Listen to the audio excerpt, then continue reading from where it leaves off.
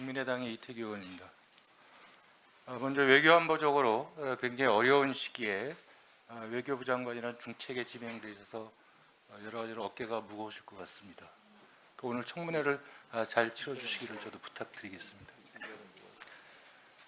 본 질문에 앞서서 후보자의 공직관에 대해서 일단 기본적인 질문 하나 드리겠습니다. 후보자는 오랫동안 공직 생활을 하시면서 국민 눈높이에 벗어날 정도의 도덕적으로 문제가 있거나 국민 상시에 사회적 규범에 어긋난 일을 한 적이 있습니까?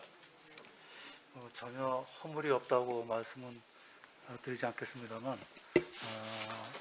최대한 노력을 했습니다. 그러한 방향으로.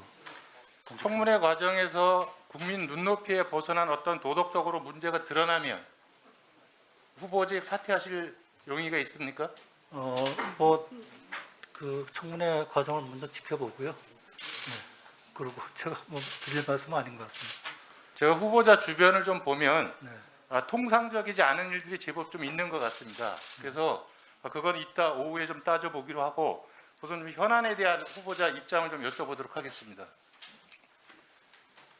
요즘 산자부의 북한 원전 추진 문건 문제가 깔끔하게 정리가 안 돼서 이게 국민적 의혹을 사고 있는데 이게 문건의 작성 시점 또 그때 남북 정상회담 당시에 후보자께서는 국가안보실장이셨죠.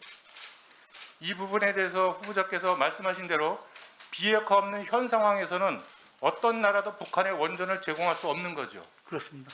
그죠? 만약에 그런 일이 벌어진다면 이건 유엔 안보리 제재사항 위반이 되는 겁니다. 그죠? 그렇습니다. 또 우리 남북교류 협력에 관한 법률도 위반하는 겁니다. 그렇습니다. 한마디로 후보자께서 말씀하신 대로 한다면 산자부의 북한 원전 추진 문건은 실현 가능성이 전혀 없는, 그렇습니다. 현실성이 전혀 없는 말도 안 되는 문건입니다. 그죠? 그렇습니다. 예. 그러면 산자부 공무원은 왜 이 말도 안 되는 문건을 만들었다고 생각하십니까? 그거는 제가 자세한 내용은 모르겠습니다만 실무자로서 장래에 가능할 경우에 대비한 아이디어 차원에서 준비한 게 아닌가 이렇게 짐작은 합니다만 그 취지는 전혀 모르겠습니다. 후보자께서 직업관료로서 공직생활을 오랫동안 하셨지 않습니까? 그래서 저는 잘 아실 거라고 생각합니다. 공무원이 아무런 이유도 없이 후보자 말씀처럼 현실적으로 실현이 어렵고 성격도 민감하고 또 수조 원의 예산이 들어가는 사업 보고서를 만들 이유가 있었겠습니까? 상부의 지시 없이, 특별한 지시 없이? 지시는 없었고요. 당시에 그 언론에서 여러 매체에서 북한의 원전을 지어줘야 된다는 그런 그 기사들이 많이 실렸다고 합니다. 아니, 그런 걸 보고 예, 그러니까 이것이 후보자께서 말씀하시는 비핵화의 전제는 이 5가지 어떤 그 선결 조건이 있지 않습니까? 그렇습니다. 그런 선결 조건이 이루어진다면 검토해 볼 수 있는 거죠, 그죠? 그게 그런 선결 조건을 가정하에 문건을 만들었다고 설명을 하면 국민들이 이해할 수 있는데 문제는 이 문건은 월성 1호기 경제성 조작 감사와는 아무런 관련이 없는 문건임에도 불구하고 이 공무원이 일요일 밤 야심한 밤에 들어가서 이 문건을 파기했습니다. 그러면 공무원이 문건을 파기할 때는 그만한 이유가 있었을 것이고 보통 문건을 몰래 파기할 때는 뒤가 구리고 캥기서 증거 인멸을 위해서 그랬다고 보는 것이 일반적인데 여기에 대해서 후보자께서는 어떻게 생각하십니까? 전혀 이거는 정부 차원에서 검토된 게 아니기 때문에요. 산업자 그것도 아마 실무자 차원에서만 그런 아이디어 차원에서 검토된 거. 아니 그러니까 이 아이디어 차원의 것을 아무 문제가 없는데 이거를 왜 야심한 밤에 가서 파기했냐 이게 정말 이상하지 않습니까? 글쎄요. 우리가 상식 차원에서 보면 이해가 잘 되지 않습니까? 그러면 어쨌든 후보자께서 국가안보실장으로 계실 적에 예, 북한 원전 지원을 검토한 적은 전혀 없죠. 전혀 없습니다. 이런 문건을 본 적도 없죠. 없습니다. 혹시 남북 정상회담 때 안보실장 모르게 다른 이면 논의가 있을 수 있습니까? 없다고 봅니다. 있을 수 없지요. 그거는. 없습니다. 예, 실장님이 모르는 상황에서 다른 의제가 정상 간의 논의가 될 수는 없는 거죠. 없습니다. 후보자께서는 김대중 정부 때 대북 불법 송금 사건 아시죠?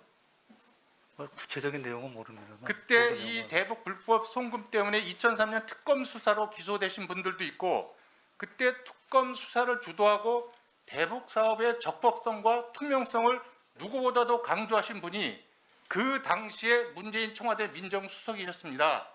그때 문재인 수석께서는 한 언론과의 인터뷰에서 특검 결과 불법이 드러나면 김대중 대통령도 책임져야 하고 수사 대상이다.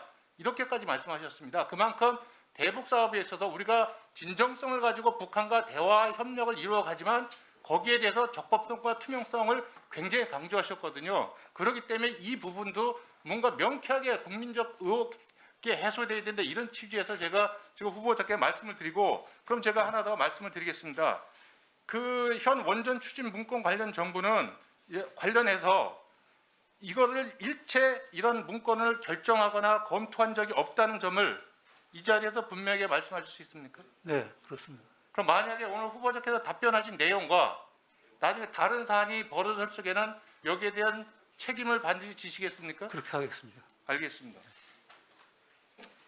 후보자께서 안보시장으로 계실 적에 그 청와대가 모든 외교안보를 이제 지휘 조정 기능은 있지만 그걸 다 틀어지고 있어서 외교부가 실질적으로 하청업체화됐다, 이런 비판이 있었습니다. 그런데 후보자께서는 거기에 동의하시기 어렵다, 이렇게 답변을 하셨거든요. 근데 사실상 그때 구조적으로 보면 후보자께서는 안보실장이셨고 또 최고참 직업 외교관 출신인데 상대적으로 대통령께서 또 외교부 장관 그 강경화 장관께서는 외교 전문가가 아니었습니다. 그렇게 해서 후보자가 결국은 독주를 할 수밖에 없는 구도인데, 중요한 부분은 후보자께서는 직업 외교관 이전의 정치인입니다. 그랬을 적에 최고 결정과제의 입맛에 맞춰서 이것이 코드 외교로 가게 된다면 직업 외교관의 전문성과 객관성, 냉정함이 무력화될 수 있다. 여기에 대해서 어떻게 생각하십니까? 코드 외교라는 말은 적절치 않다고 보고요. 대통령께서는 국민들로부터 5년간의 그 국정에 대한 위임을 받으신 분입니다. 그래서 대통령의 외교 정책 철학, 이런 거는 우리 외교 정책에 반영이 돼야 된다고 봅니다. 그런 측면에서 제가 대통령을 측근해서 모시면서 대통령이 갖고 계신 외교의 정책이라든지 방향, 이런 거는 가능한 한 우리 외교 정책에 반영되도록 노력한 것은 네, 수고했습니다. 당연한 책무였다고 생각합니다. 다음은